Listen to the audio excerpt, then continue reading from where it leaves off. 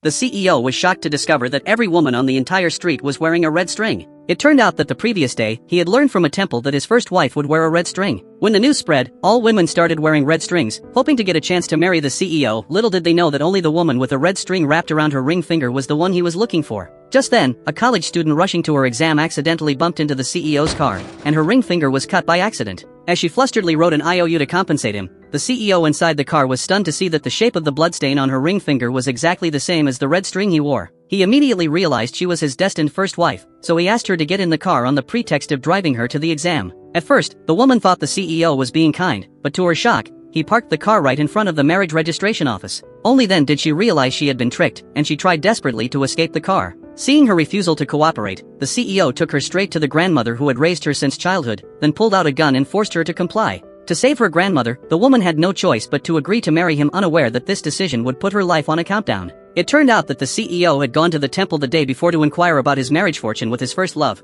but he had accidentally learned that his first wife would die a year after their marriage. He had planned to marry a random woman just to get through this disaster. Unaware of his scheme, the woman was overjoyed when she saw the CEO bring her grandmother to live in his villa, and she immediately decided to make their marriage work. When she noticed the CEO suffered from insomnia every night, she gave him a homemade sleep-inducing sachet of dried flowers. This left the CEO overwhelmed with excitement, for the scent was exactly like that of the woman who had saved him when he was a child. He had always thought that woman was his first love, but after years of being with his supposed first love, he began to suspect that the truth was not what he had believed.